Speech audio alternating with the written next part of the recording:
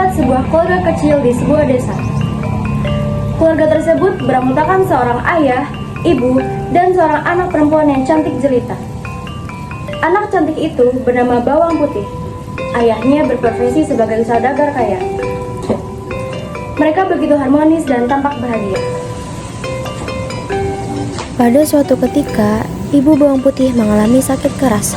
Bawang Putih dan ayahnya begitu sedih melihat keadaan sang ibu. Nak, hidup ibu sudah tidak lama lagi, nak. Jaga diri baik-baik ya. Nurut sama bapakmu. Setelah ibu Bawang Putih menyampaikan kata-kata terakhirnya itu, ibu Bawang Putih akhirnya meninggal dunia. Dan Bawang Putih dengan ayahnya merasa sangat terpukul dengan hal tersebut. Di desa, di mana ayah dan Bawang Putih tinggal, ada seorang janda beranak satu. Dia kerap sekali mendatangi dan membawakan masakan untuk Bawang Putih. Putih, ini ibu bawakan makanan untukmu. Semoga kamu menyukainya ya. Wah, kelihatannya enak sekali, Bu. Besok-besok ibu akan membawakannya lagi untukmu. Terima kasih, Ibu. Sama-sama.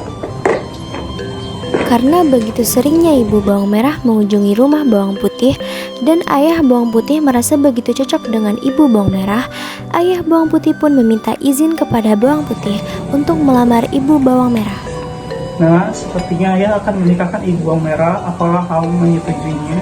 Jika itu yang memudai bagi aku menyetujuinya. Lagi pula ibu Bawang Merah sangat baik kepadaku. Pastinya.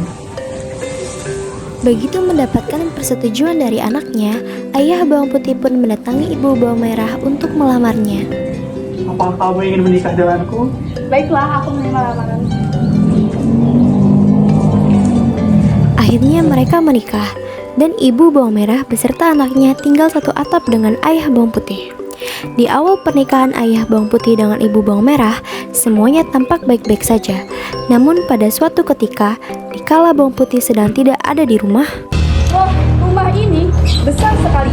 Banyak barang-barang mewah di sekitaran sini. Kita bisa berfoya-foya, Bu. Kita kaya. Kita sudah tidak miskin lagi. pada suatu hari ayah Bawang Putih mengalami sakit keras dan akhirnya beliau pun meninggal dunia.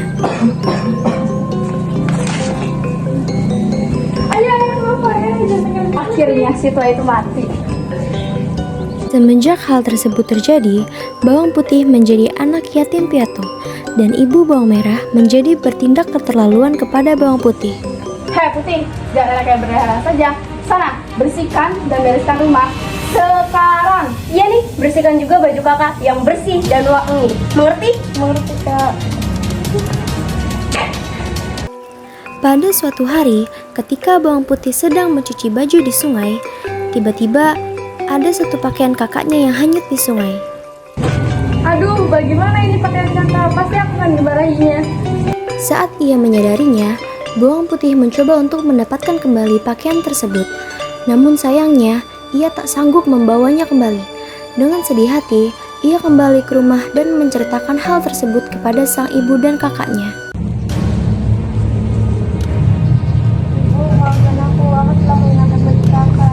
Apa? Dasar adik tidak tahu diri.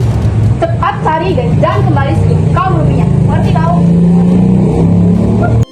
Dengan hati yang sedih, Putih pun terpaksa melakukan perintah sang ibu tirinya.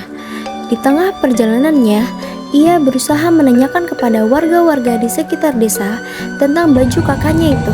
Permisi, apakah kalian tahu baju kakakku yang hanya dari sungai? Maaf, saya tidak melihatnya. Ini juga tidak melihatnya. Terima kasih. Tak terasa, hari mulai semakin gelap, dan Bawang Putih harus segera menemukan tempat untuk bermalam, karena ia takkan sempat untuk pulang ke rumahnya. Tiba-tiba, ia melihat sebuah gubuk tua, dan Putih pun berniat untuk menghampirinya. Permisi, Nenek. Siapa kamu? Sedang apa kamu bermalam di sini? Namaku Bawang Putih. Aku sedang mencari pakaian kakakku yang hanyut di sungai. Aku ingin bermalam di sini. Apakah Nenek mengizinkannya? Oh, begitu ya, Nak. Baiklah, aku akan mengizinkannya. Tetapi kamu harus mengikuti perkataanku. Beberapa hari berikutnya, Nak, kemarilah, Nak. Baik, Nek. Ini baju kakakmu yang hilang. Kamu telah menepati janjimu. Dan ini ada hadiah untukmu. Bawalah dan bukalah di rumah. Terima kasih, Nek. Sama-sama. Bawang putih pun kembali ke rumah, dan begitu sampai ia di rumah, bawang putih langsung menyerahkan pakaian itu kepada ibunya. Lihat aku mau ngambil kakak. Sini. Pergi sana. Ketika bawang putih pergi ke dapur untuk membuka suatu pemberian dari nenek tadi, begitu terkejutnya bawang putih ketika mengetahui di dalam lembu tersebut terdapat emas permata yang begitu banyak. Mana kamu mendapatkan emas banyak ini? Aku menemukannya pada saat mencari baju kakak yang hangus di sungai dan diberikan oleh seorang nenek. Mengetahui hal tersebut, ibu bawang merah dan bawang merah langsung merebut emas dari bawang putih, dan bawang merah pun bermaksud mencari nenek tersebut. Keesokan paginya, bawang merah menghanyutkan pakaiannya dengan sengaja ke sungai. Setelah itu, ia melakukan hal yang sama seperti yang bawang putih lakukan. Nek, apakah nenek lihat baju gue yang tadi hanyut di sungai tadi? Oh, itu.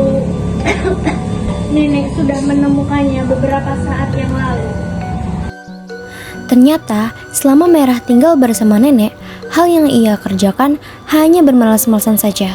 Dan ketika suatu hari, Aduh, capek banget dasar nenek tua nyuruh-nyuruhku nyapu.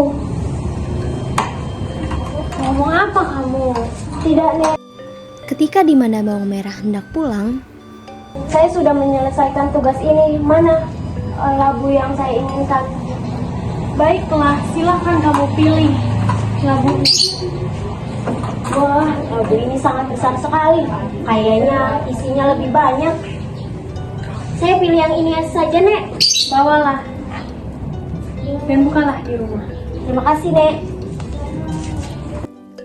begitu sampai di rumah, bawang merah segera memanggil ibunya dan dengan senang hati membuka buah labu tersebut.